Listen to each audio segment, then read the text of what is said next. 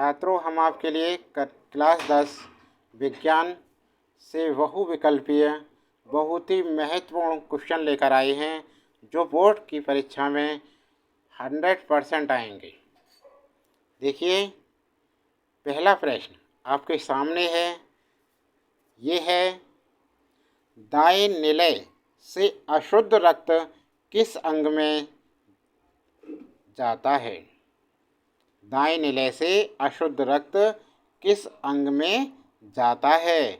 विकल्प ए देखिए, फेफड़ों में, बी आहार नाल में, सी हृदय में, डी त्वचा में। तो इसका आंसर क्या होगा? देखिए, पहले का आंसर दाएं निलय से अशुद्ध रक्त किस अंग में जाता है? तो अंग है,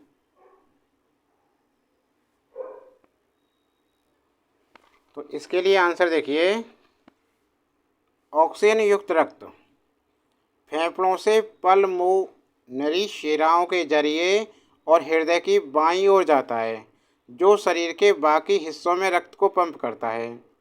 ऑक्सीजन रहित कार्बन डाइऑक्साइड युक्त रक्त दो बड़ी शिराओं सुपीरियर वेना कावा और इन्फीरियर वेना केवा के जरिए हृदय की दाहिनी ओर वापस लौटता है। और अशुद्ध रक्त, ये भी क्वेश्चन हो सकता है, अशुद्ध रक्त कहाँ पाया जाता है? ठीक है ना? तो ये कहाँ पाया जाता है अशुद्ध रक्त?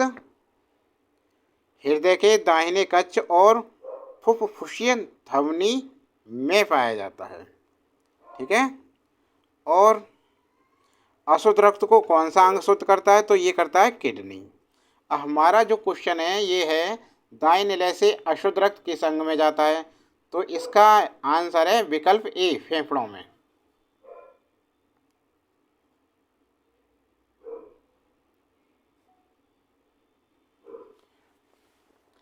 अब प्रश्न आता है दूसरा। हीमोग्लोबिन महत्वपूर्ण भूमिका निभाता है किसमें? उत्सर्जन में, श्वसन में, पाचन में, वृद्धि में। ठीक है। तो इसका दूसरे का आंसर बी विकल्प बिल्कुल सही है, श्वसन में। नहीं, पहले वाला हृदय नहीं आएगा, ए विकल्प करेंगे, विकल्प ए इसका आंसर करेंगे, फेफड़ों में। दूसरे का भी श्वसन में। तीसरा देखिए, लसिका में नहीं पाए जाते हैं, लसिका में नहीं पाए जाते हैं। क्या नहीं पाए जाते हैं? लाल रुधिराणु, लिम्फोसाइट्स, श्वेत रुधिराणु, उत्सर्जी पदार्थ। तो लसिका में नहीं पाए जाते हैं। कौन सी चीज़ नहीं पाई जाती लसिका में? लाल रुधिराणु, विकल्प ए। आंसर तीसरे का ए बिल्कुल सही आंसर है, लाल रुधिराणु। अगला प्रश्न, और दूसरे का आंसर क्या है? दूसरे का बी बिल्कुल सही था। प्रश्न नंबर 4 देखिए, केवल जल में घुलनशील होता है vitamin A, vitamin D, vitamin के, विटामिन सी। तो जल में घुलनशील कौन सी विटामिन है इसमें चारों में से? तो ये है विटामिन सी। कौन सी है? Vitamin C. तो चौथे का आंसर क्या है? सी विकल्प बिल्कुल सही है, विटामिन सी। सी नहीं, डी, डी विकल्प सही है। तो चौथे का डी विकल्प बिल्कुल सही है, विटामिन सी।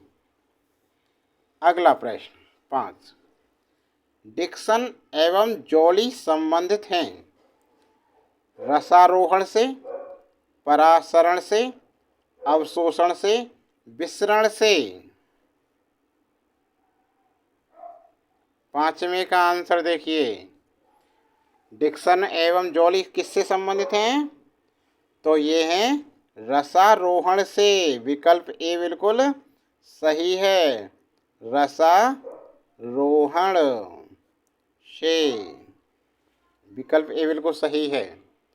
अगला प्रश्न, प्रश्न नंबर 6, रुधिर के कितने समूह होते हैं? तो छठे का आंसर देखिए, रुद्र के कितने समूह होते हैं? विकल्प सी बिल्कुल सही है। सी 4 समूह। कितने? 4 समूह होते हैं। ठीक है। अगला प्रश्न, क्षारक के साथ हल्दी का रंग होता है पीला, नारंगी, भूरा लाल, अपरिवर्तित रहता है। तो भाई 7वें का आंसर कौन सा है? तो जल्दी से लिख दो। विकल्प सी भूरा और लाल। विकल्प सी बिल्कुल आंसर सही है, एक्यूरेट। ठीक है, विकल्प सी बिल्कुल सही आंसर है इसका, 7वें का सी। अगला प्रश्न देखिए, 7वें का सी बिल्कुल सही है। क्षारक के साथ हल्दी का रंग कैसा होता है? भूरा लाल। 8वां प्रश्न, सोडियम कार्बोनेट का जलीय विलयन होता है दुर्बल अम्लीय, प्रबल क्षारीय, क्षारीय, उदासीन। तो सोडियम कार्बोनेट का जलीय विलयन कैसा होता है? 8वें का सी आंसर, क्षारीय। 8वें का सी विकल्प बिल्कुल सही है, क्षारीय। ठीक है। अगला, नमा, प्राकृतिक गैस का मुख्य अवयव है मेथेन, एथेन, प्रोपेन, ब्यूटेन। नमे का आंसर बताइए जल्दी से। तो प्राकृतिक गैस का कौन सा है मुख्य अवयव इसमें से? तो ये है नमे का ए, मेथेन आंसर। नमे का ए, मेथेन। ठीक है। अगला प्रश्न, 10वां, साबुन किस प्रकार का यौगिक है? अम्ल, भस्म, लवण, एस्टर। तो कौन सा है साबुन, किस प्रकार का यौगिक है? तो भाई 10वें का लगा दो सी, लवण। बिल्कुल सही आंसर है। तो 10वें का सी विकल्प बिल्कुल सही है। ठीक है। अगला प्रश्न, 11,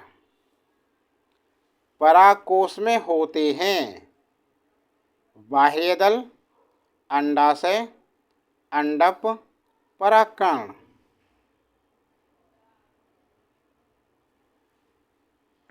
11वें का आंसर जल्दी कौन सा होगा? तो परागकोश में क्या होंगे? अरे परागकण होंगे। तो विकल्प डी बिल्कुल सही है, परागकण। डी विकल्प आंसर बिल्कुल सही है, डी। ठीक है। अगला प्रश्न, समजात अंगों का उदाहरण है हमारा हाथ तथा कुत्ते के अग्रपाद। अग्रपाद हाथ अगले, हमारे दांत तथा हाथी के दांत, आलू एवं घास के ऊपरी भूस्तरी, उपर्युक्त सभी। तो समजात अंगों के उदाहरण क्या हैं? ये सभी।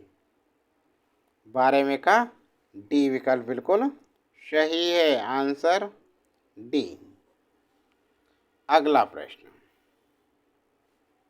किसका दृष्टि क्षेत्र सबसे अधिक होता है? समतल दर्पण, उत्तल दर्पण, अवतल दर्पण, उत्तल लेंस। 13वें का आंसर, 13वें का बी,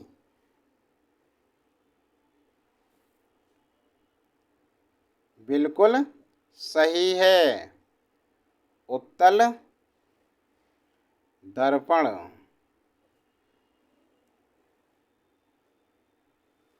ठीक है छात्रों, आपको वीडियो कैसी लगी कमेंट बॉक्स में लिखकर बताएं। वीडियो अच्छी लगी हो तो लाइक करें और चैनल पर नए हैं तो चैनल को सब्सक्राइब ज़रूर कर लें। आज के लिए बस इतना ही। अगली वीडियो जल्दी लेकर आएंगे आपके लिए।